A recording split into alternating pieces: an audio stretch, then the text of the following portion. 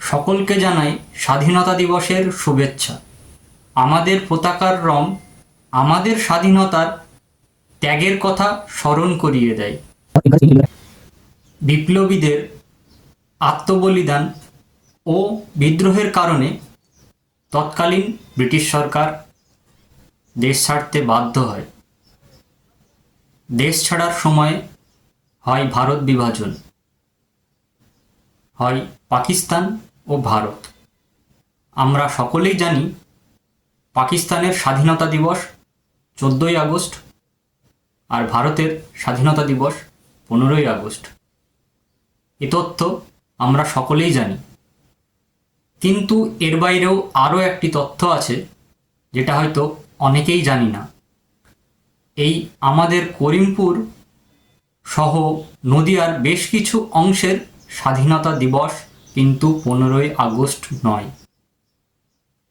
এটা শুনে অনেকেই অবাক হবেন। হ্যাঁ, এটাই সত্যি যে 15ই আগস্ট করিমপুর সহ নদিয়ার বেশ কিছু অংশে স্বাধীনতা দিবসের পতাকা উত্তোলন হয়নি। এই ঘটনা জানার জন্য ফিরে দেখতে হবে সেই সময়ের ইতিহাস। অল ইন্ডিয়া রেডিওর ঘোষণা শোনার পর বেশ কিছু মানুষের মাথায় আকাশ ভেঙে পড়েছিল। প্রাক স্বাধীনতাকালীন সন্ধ্যায় উৎসবের মুহূর্তে ঘোষণা করা হয় নদিয়া সহ বেশ কিছু অংশ পাকিস্তানের মধ্যে পড়েছে। এর মধ্যে আমাদের করিমপুরও পড়েছে।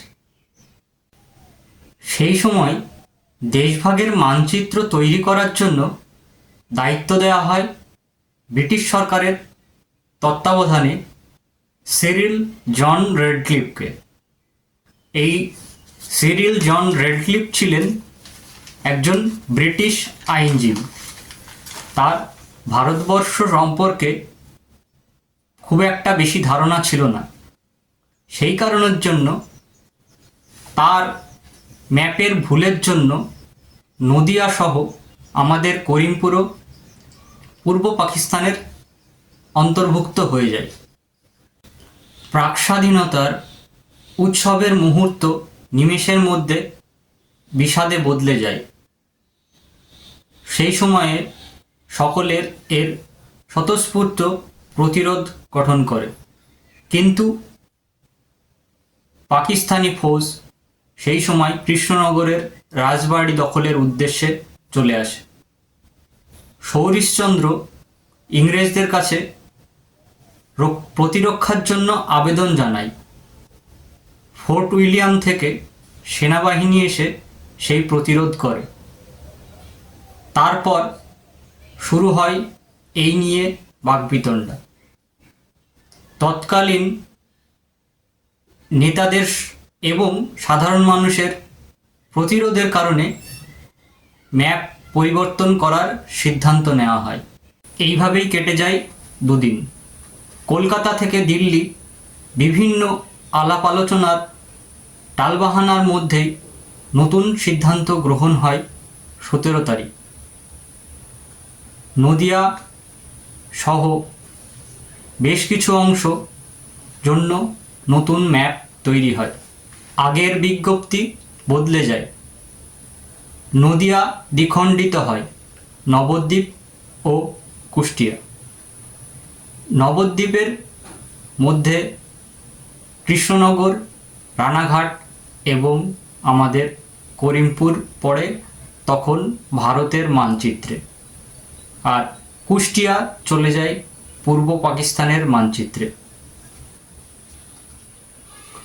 অতঃপর দীর্ঘ টালবাহানার পর অর্থাৎ 18ই আগস্ট এই সমস্ত অংশ তথা আমাদের করিমপুরও তখন স্বাধীন হয়।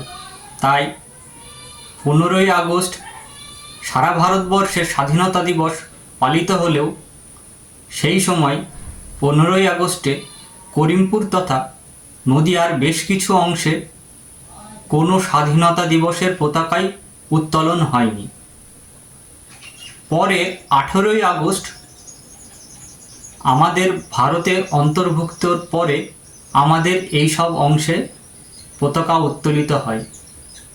তাই আজও বেশ কিছু অংশে 18ই আগস্টই স্বাধীনতা দিবস হিসাবে সেখানকার মানুষজন উদযাপিত। এই স্বাধীনতা দিবস আমাদের সকলকে অনুপ্রাণিত করুক, যে স্বাধীনতা দিবস আমরা উপভোগ করি, যারা এই স্বাধীনতার জন্য শহীদ হয়েছেন তাদের যেন আমরা চিরজীবন সম্মান জানাই। এই বিশেষ দিনে আমরা একটা নতুন অঙ্গীকার নেব। আমরা এমন এক শক্তিশালী, উন্নত এবং ঐক্যবদ্ধ জাতি যেন গঠন করতে পারি আগামীর জন্য।